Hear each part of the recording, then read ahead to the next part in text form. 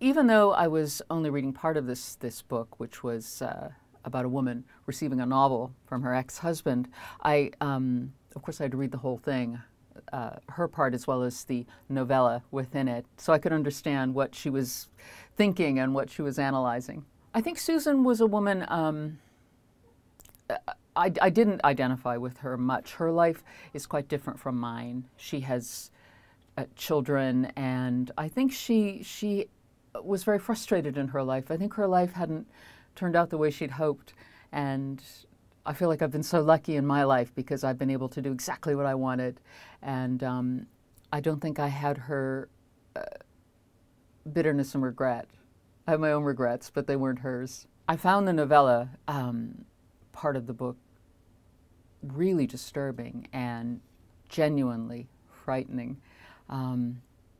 My husband read part of it, and he was completely chilled by it. And even though my job was to read the other part, I found myself wanting to return to the thriller part of it all the time because it was, you know, what's going to happen next? And it stands on its own. It is self-contained, which is kind of an interesting device to use in this novel.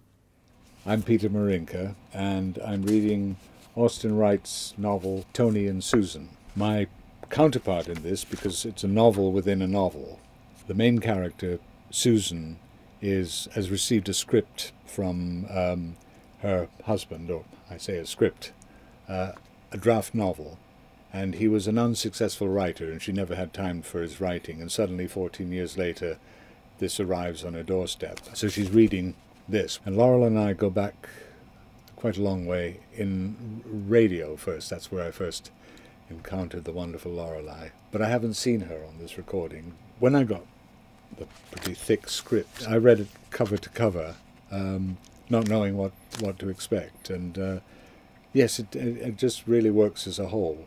Tony is a middle-class man in Central America, Ohio, who